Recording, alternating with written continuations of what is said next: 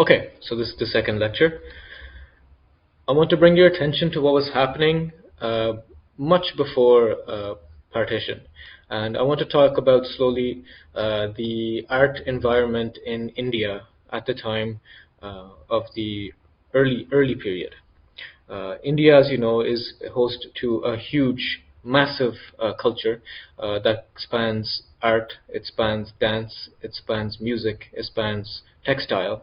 And the subcontinent at this time, very early on, was already full of master artists, writers, artisans, and each kingdom and area of the subcontinent had highly accomplished artists with exquisite bodies of work. We know this because we have Mughal miniature painting, we have the Bahari school of miniature painting, we have calligraphic arts, we have metalwork, sculpture, architecture, music, dance. This was already part of our collective cultural history. Uh, Places like Gandhara were making these amazing sculptures of the Buddha.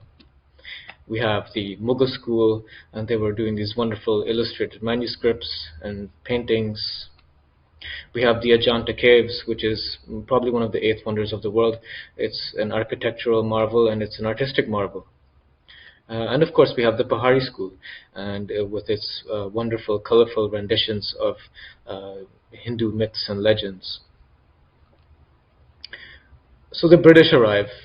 This is around, the 1600s, and they bring with them this massive legacy um, of art. And they arrive here and they're sort of stunned by what they find.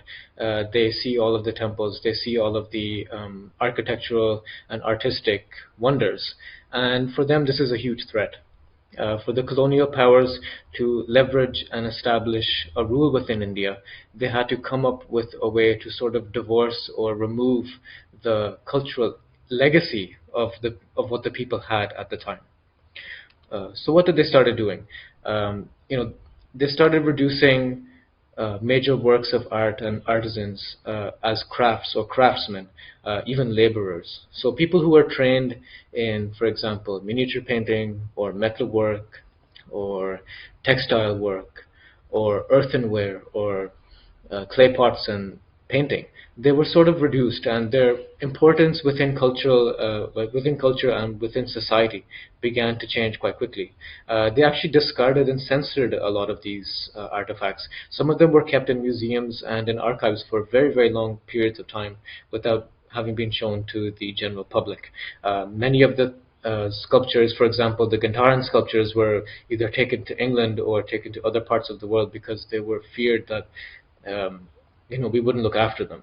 And this culture of museums actually started with the British as well. They sort of took these very important artifacts, they removed them from their original cultural heritage and sort of made them relics of the past. So the British began to reinstate and restructure art in their own terms and through their own lens, which is of course a colonial lens. It's a lens that is trying to leverage and change the balance of power within the framework of society.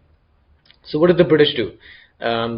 They reduced the label of these artisans to craft and craftsmen, and they started establishing art schools across India to teach Western methods of painting and also the philosophy of painting and what it meant. So a lot of these places that we're going to cover, like the NCA, also known as the Mayo School of Arts, the JJ School of Arts in Bombay, the Calcutta Government Art School, and the Madras School of Art. All of these were established very close in terms of date.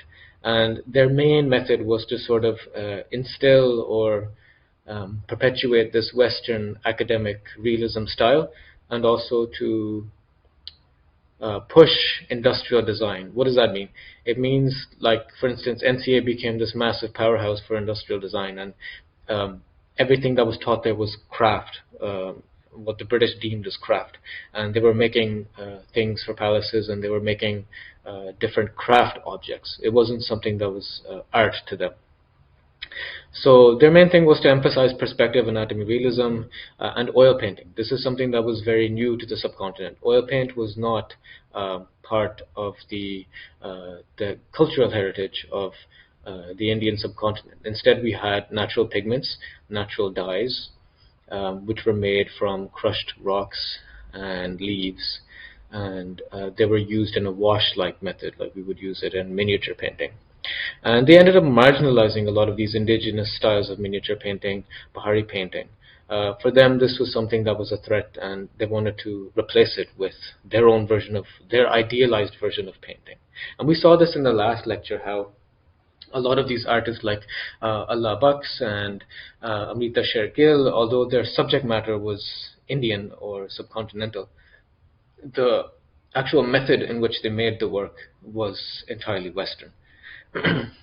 One of the major things that they started doing as well was they wanted to create this new urban elite class.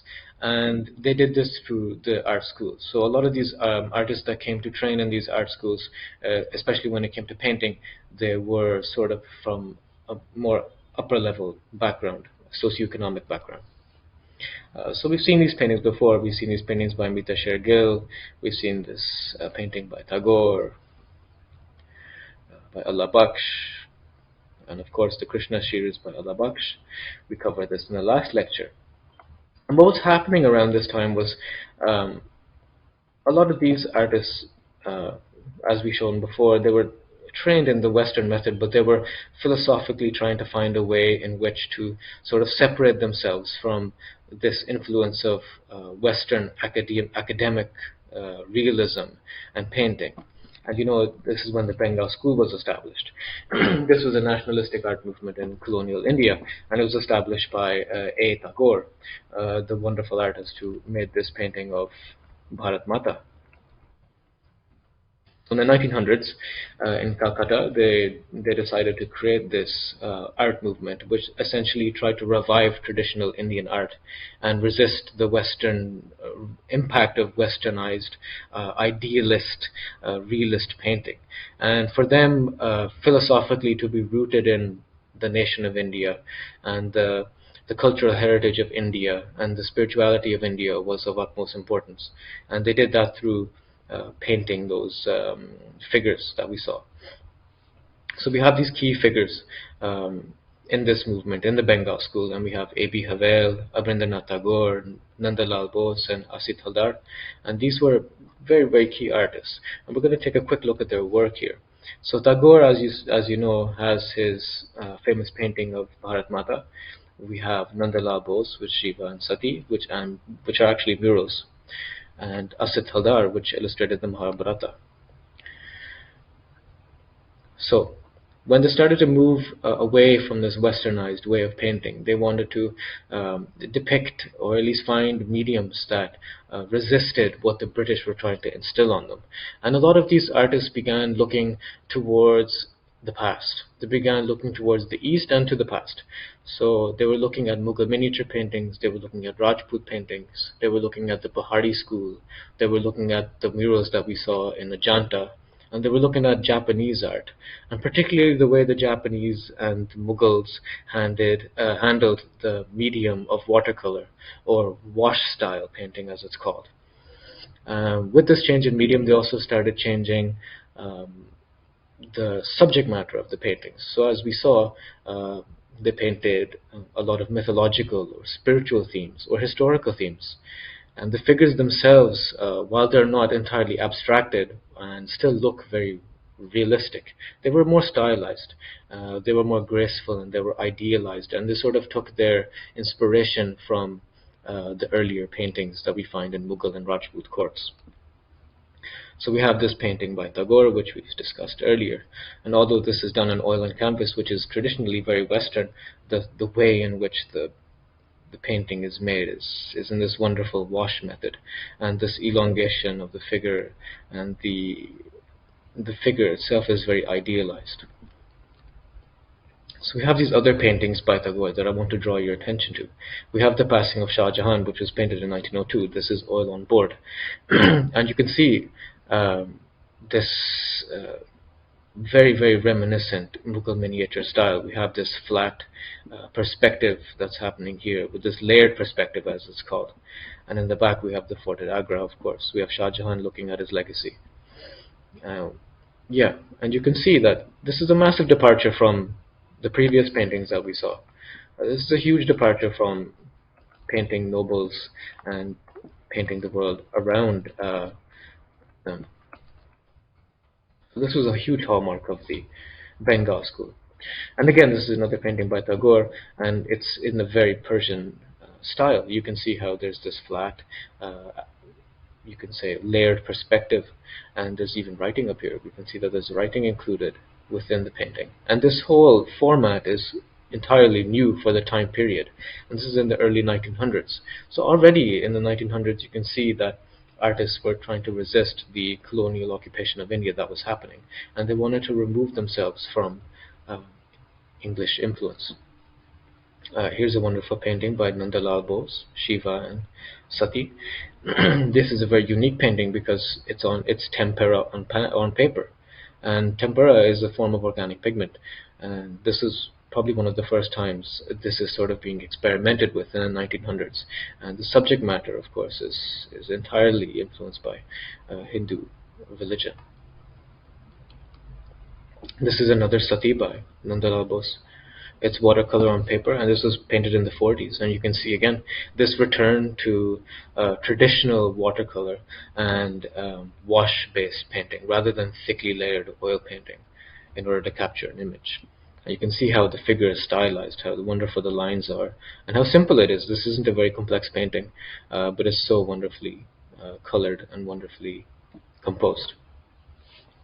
Another artist of reputable merit was Asad Kumar Haldar, and this is Lady Seated Under a Tree. And you can see, again, this is borrowing from those Rajput or Western style paintings. And you can see the influence of the Ajanta caves in the way in which he's stylized these figures, the way she's sitting, the embroidery of her clothes. Again, this is something completely new at the time because people were painting westernized figures with Western clothing, and here we have a very subcontinent, very South Asian dress, you can see, with a wonderful embroidery and color. Even the native flora and fauna is visible here. You can see she's sitting under a tree. This looks like maybe motia or jasmine or some kind of native flower. Okay. Haldar was also known for illustrating episodes from the Mahabharata, and this is something that again is completely new for the time being. And you can see this wonderful sort of stylized, layered perspective, miniature style in which he's painted this painting. Again, this is gouache on card. Gouache is just another sort of solidified form of watercolor, and this was something that was completely resisting the culture of oil painting. Okay, so what was their ideology and what was their philosophy? The Bengal school was completely trying to reject colonial materialism. They didn't like this idea of painting on cloth, of painting on canvas. They didn't like the idea of using turpentine and oil paints, which one is environmentally destructive, and second, it's something that's completely alien to the subcontinent. For them, art became a spiritual and nationalistic mission. Their paintings, while they weren't outwardly political in nature, they didn't show any kind of political themes, but to paint the subcontinent in such a way was such a radical act at the time. And this sort of aligned with the Swadeshi movement, which was boycotting British products and British goods and resisting British industrialization of India. So all of this aligned with this visual and cultural revival and gave this massive boost to the Free India movement that was happening. And the legacy of this was it created a new, unique Indian visual identity. It pretty much changed the way in which Indian painting was to be seen after that. It influenced art education. A lot of these institutes that we talked about, they were being headed by British academians, but slowly they began to be replaced by Indians, by indigenous people. And one of the main criticisms that this movement gets is that it's too romanticized and it's elite focused. It overlooks folk and modern social issues. This was a major critique even of the Bengal school. So you can see that even though that the seeds of resistance are being planted via the Bengal school, there's actually still people that are looking at this and they're still dissatisfied at what's happening. And one of these schools of thought. One of the pioneers of this was Rabindranath Tagore. Um, this was a man from Bengal. He was a very famous poet. He was a polymath. He was an artist. And he saw all of this happening. And he began to philosophize, or at least began to initiate a new way of thinking, a new way of doing things. And he started his own school in a place called Santiniketan, which is in rural India. He started the school called the Kalabhavana School, which again was also a nationalistic art movement in India, but it did not target the elite. And for uh, R. Tagore, rural India and the rural people were just as important as the elites in achieving an art education. And Tagore at this time wanted to create a sanctuary or some kind of university, this huge meeting place where artists would come and meet and learn. Um, the name itself means abode of peace, and he really wanted to create this institute that was in harmony with nature, and it prized itself on creativity and cultural rootedness. So what was the philosophy of this school? Well, for one, it rejected the colonial academicism, which meant that anything that was being taught in Western schools, in Westernized schools of thought, he completely rejected it. And he embraced local traditions, folk art, and pan-Asian aesthetic exchanges from the East. This included rejecting oil paint and embracing fully the paint and the material that was used by the predecessors, um, the artists that were around before British colonization. So in his own words, Santiniketan is not a school, it's a forest where minds grow freely. And this was sort of his philosophy when it came to teaching. He really wanted this hybridization between all of the arts, and he really encouraged experimentation, expression, and cross-cultural dialogue. A lot of artists who came to this school came from different backgrounds, and many of them actually came from different parts of India. So these are some paintings by Tagore. It's called Birds. It was painted in 1930. It's watercolor, ink, and graphite on paper. And you can see it shows these wonderful birds. Maybe they're crows, or maybe they're local birds. And Tagore was a huge proponent of looking at the rural landscape and nature for inspiration. Another artist that was from the school, his name is Binod Bahari Mukherjee, and he was one of the leading muralists of the time. And Mukherjee's murals were definitely different for the time being, because they focused on the rural class and how people worked in fields at the time. And you can see how Mukherjee in this painting, which is watercolor on silk, again a brand new medium for the time being, is showing and depicting this rural working class. You can see the native flora and fauna of India here. You have these wonderful birds that are flying around. You have the native trees. You have the native grasses. And most importantly, you have the native people in their native dress. They're working in the fields. Okay, another artist, he was a sculptor, Ramkinkar Bej, who was this wonderful sculptor and painter, and he also began to focus on the rural working class.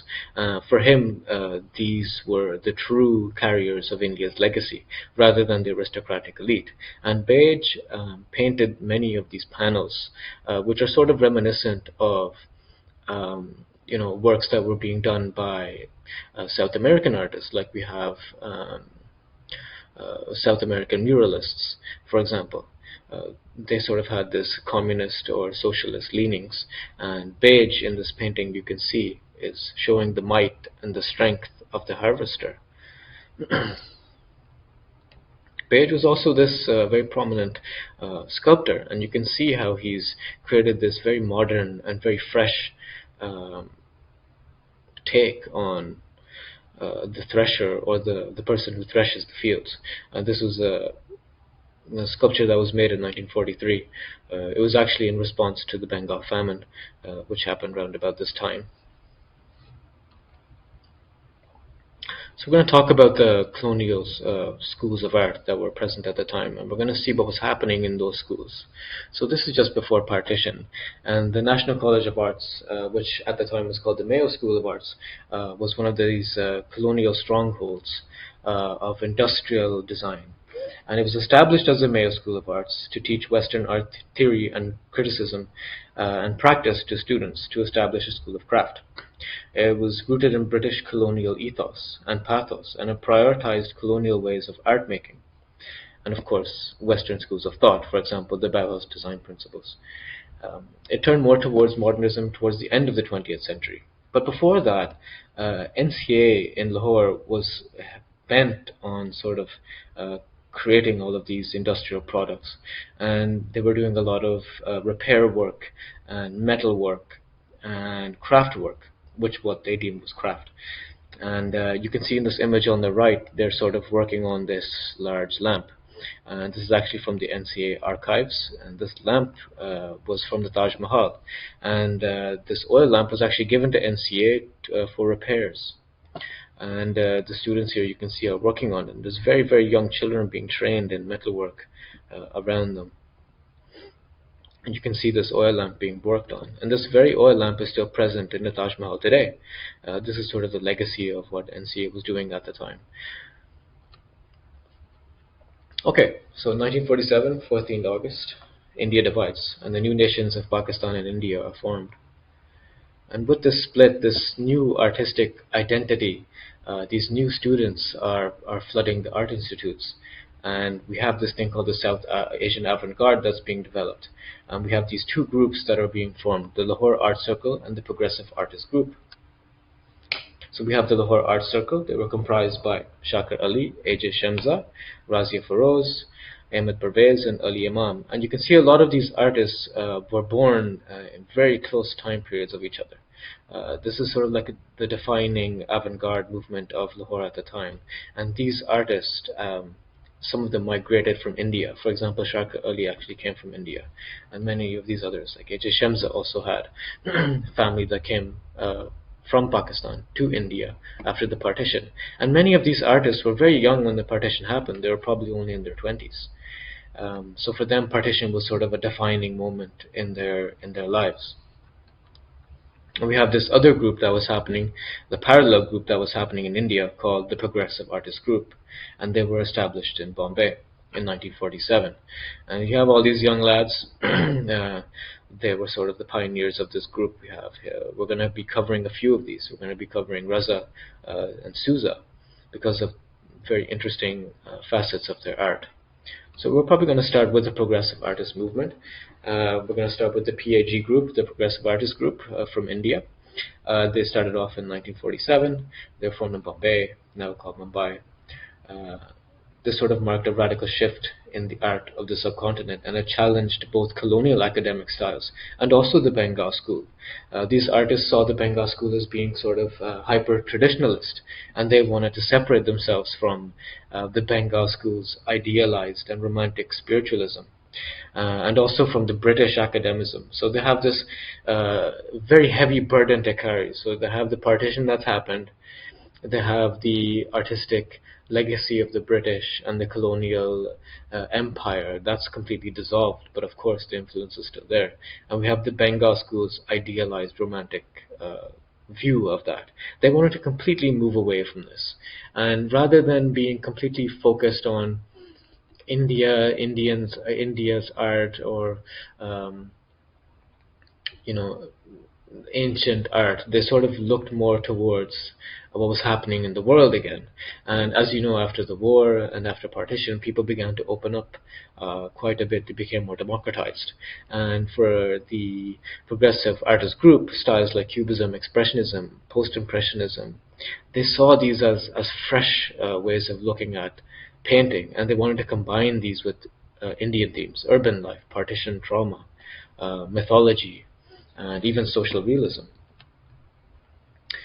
So these were some of the founding artists of the group. Today we're going to cover F.N. Souza, and we're going to cover Raza.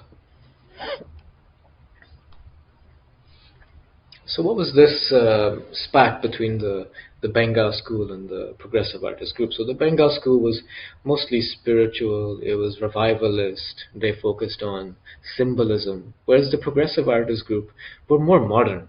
They really wanted to push the boundary of painting, and they sort of started looking at the Impressionists again. They started looking at what was happening in the early 1900s around the world, and they wanted to be experimental again.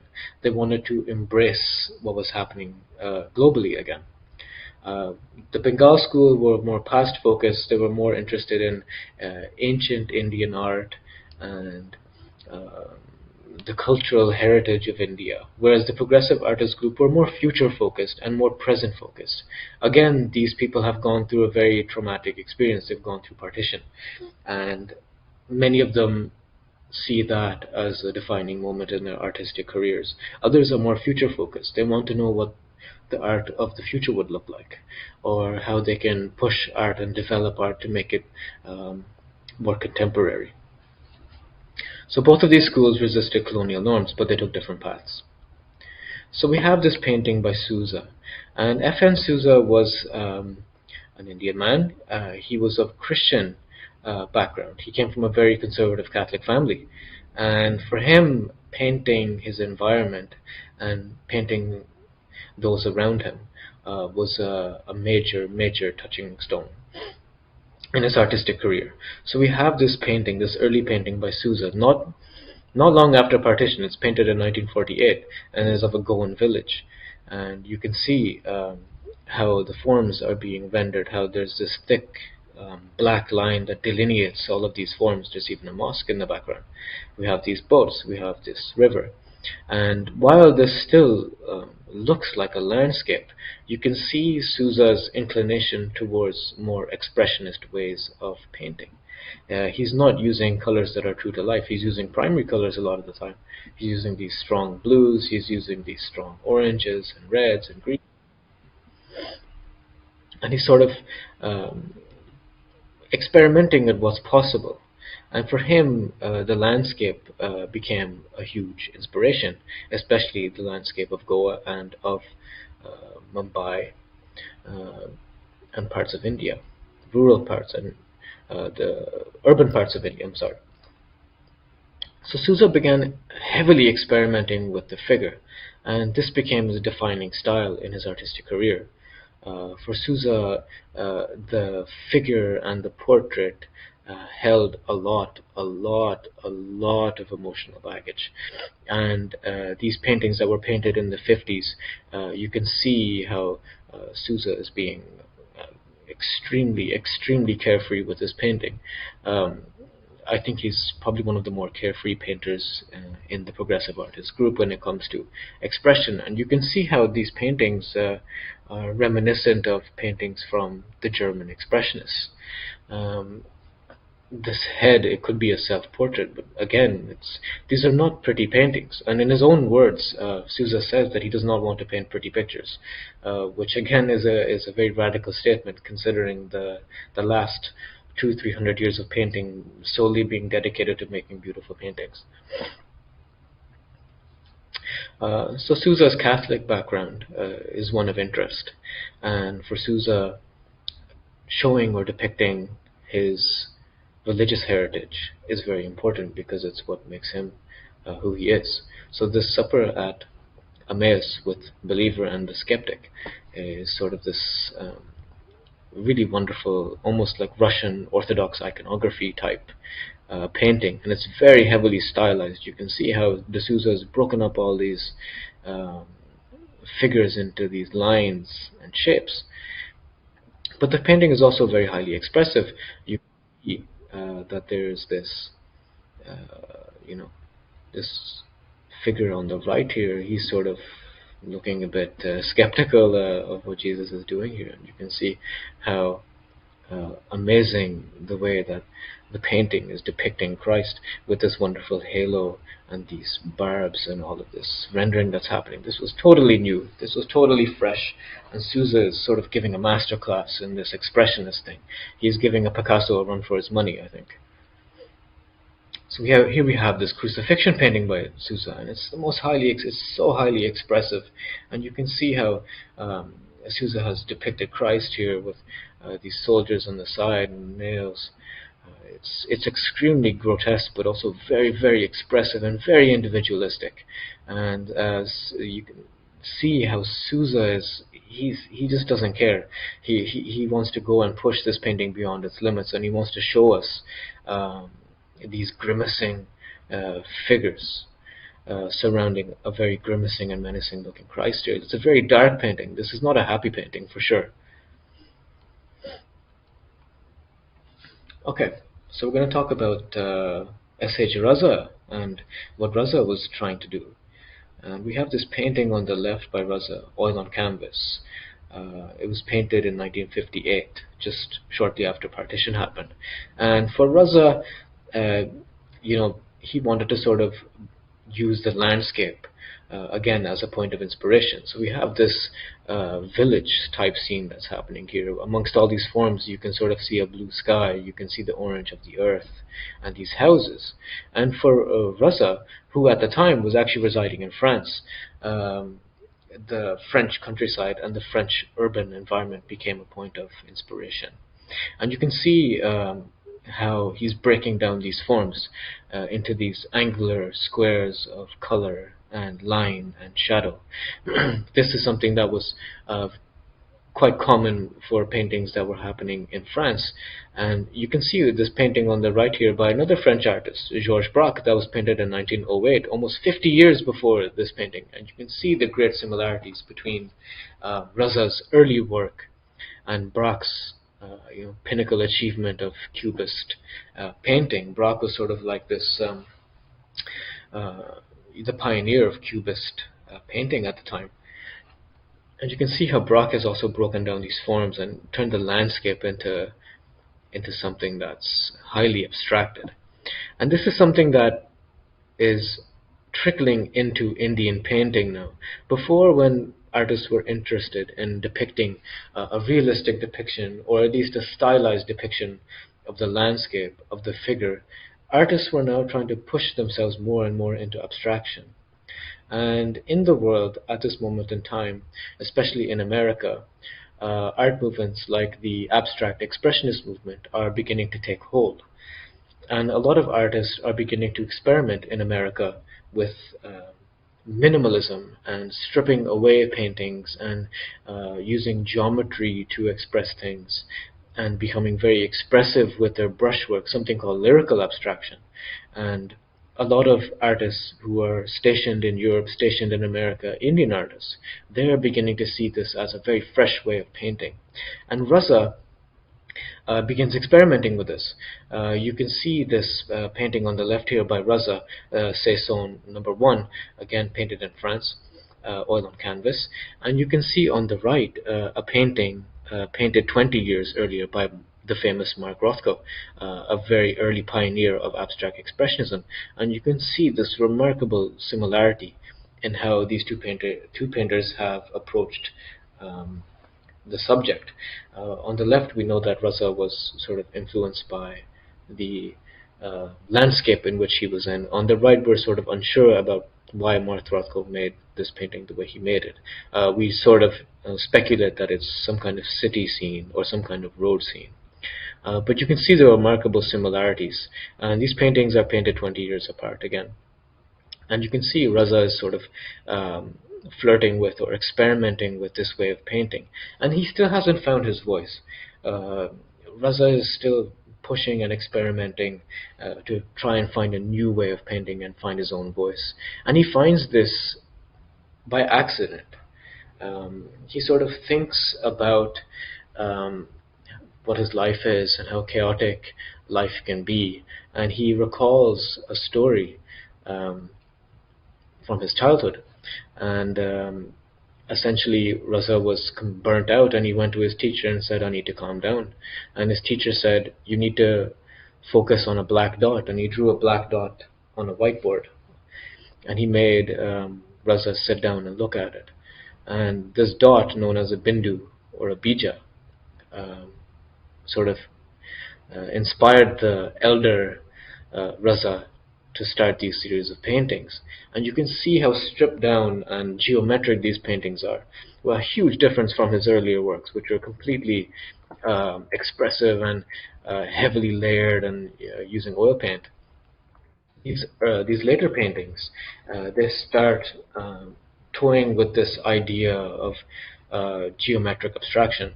And Raza here is sort of combining Eastern philosophy, South Asian philosophy, this idea of a bindu, or the origin, or the seed of the universe, and he's creating these abstract, um, almost like compositions of circles and squares. As his career progressed, these forms became more and more advanced, and Raza, uh, he starts playing around with this idea of a geometric abstraction.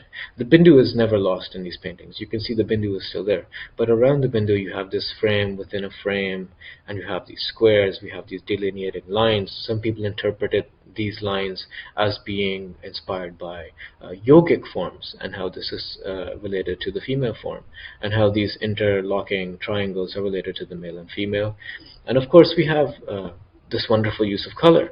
While this form of color is still present in his early paintings, they're more leaning towards inspiration from the Impressionists and the Fauvists, who were using very bright colors. But Raza here is learning from Pahari painting, and we know in Pahari painting that they used these very vibrant colors, and a lot of this comes from an ancient Indian system of aesthetics called rasa, and that sort of delineates or informs where these colors go and why they're there.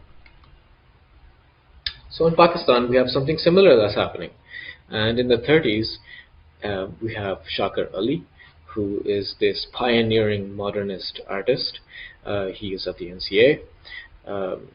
He is sort of learning these painting methods, but he also begins to start pushing the image. He starts pushing what's possible, and you can see this very early still life from 1930 plays with this idea of geometric cubist sort of expressions of a still life.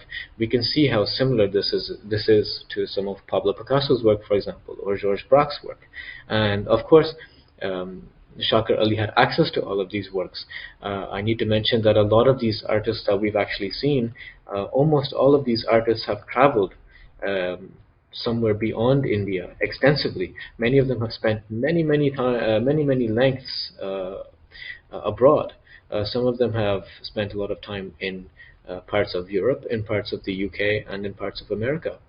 And this is no exception for Shakir Ali. Shakir Ali, he trained as a westernized painter, and he traveled extensively. This is another still life by Shakir Ali. You can see the leanings towards cubism, but you can see the objects in the images. They are from here. They're quintessentially South Asian. And for Shakir Ali, his own cultural heritage, being a Muslim, living in this new country of Pakistan, and having this wonderful cultural heritage, is something that he does not want to forget about. And so he starts painting these still lifes. Shakir Ali was also documenting cultural things. For example, these musicians, and you can see that they're using these indigenous instruments. They're sitting on the ground, again, a very indigenous way of playing music and enjoying music. So, after partition, Shakir Ali began to revisit and reanalyze his own cultural heritage of being a Muslim. And we know calligraphy is very closely tied to the Quran. We know it's a very heavily sought after practice, and Shakir Ali trained as a very prominent under a very prominent calligrapher. And these calligraphic practices became sort of these new touching points, new starting points for creating an image. And we can see this wonderful calligraphic work, which is Oil on Board by Shakir Ali, and you can see how he's begun to abstract the calligraphic text here. we can see that he's sort of filling in parts of the text and also playing with the line. He's incorporating natural artifacts and pieces into the painting plane. And this wonderful use of color. Again, this is a huge departure from the Western academic style that was happening. And these paintings are looking more and more contemporary. They're looking more and more modern. I was actually very lucky to see Shakir Ali in person, and there was this massive retrospective of his work alongside Zuhur Saab's work and Imran Qureshi's work at a gallery in Lahore. And this piece really struck me. It was this massive calligraphic abstract masterpiece, and it was painted on oil on board, and it was around 20-25 feet in length, and you can see the virtuoso of Shakir Ali and his training as a calligrapher, and how he's masterfully abstracted and played with these letter forms. And these are close-ups from that same painting. Yeah. Okay, so we're going to move on to Shamsa. Shamsa was also part of the Lahore Art Circle, and Shamsa was first and foremost trained as a painter, but he was also a designer. And in his early works, you can see how he had this inclination towards what the very early modernists were doing, and how his subject matter was again rooted in South Asian folklore and South Asian art. And you can see how these paintings are so they look like they belong in the early 1900s. If I picked this painting and I told you it was from 1902 and it was by Tagore or Bose, you would probably think it's quite similar. And Shamsa, in the 50s, 60s, he decided to travel. He ended up in England, and his work steadily began to change. He actually worked for a period of time making periodical designs in Lahore as well. These began to sort of inform his work, but once he traveled to Britain in the mid-1950s, his work began to take on a different aesthetic character. And his early paintings in the 50s, you can see here, he's also painting still lifes, much like Shakir Ali, who we looked up to quite a bit. But the way in which he's abstracted or broken down the image is very different. Shakir's work here is more dependent on line and on shape of the actual object, whereas Shamsa's work is more interested in geometry. There's this introduction of circles and squares and all of these objects. If we look at them first glance, we can't actually tell what these are. Maybe there's, you can see a cup here, and maybe a bowl. But beyond this, we can't entirely make out what's happening. And Shamsa began to describe these geometrical pieces as being the sort of the building blocks of reality for him. And the square and the circle were these very important building blocks. And his early works began to become these compositions involving squares and circles. This is in the early period when he moved to England. And at his time in England, he actually had a massive identity crisis. And as a result of that, he did not know how to continue. He was painting these sort of calligraphic works. This is mislabeled. This is actually by Shamsa. But this meme series, as he's called, of the Arabic calligraphy, meme, sort of was one of these works where he tried to find out who he was. And after he was done with this series, he recalls an incident that happened where he visited the Natural History Museum in England, and over there was this exhibition of Egyptian carvings and Egyptian art, and it caused a massive identity crisis within Shamsa. Shamsa did not know who he was. He was this person who migrated to Pakistan, and he's in this newly formed country. He has a newly formed identity, and now he's living in England. He doesn't know who he is.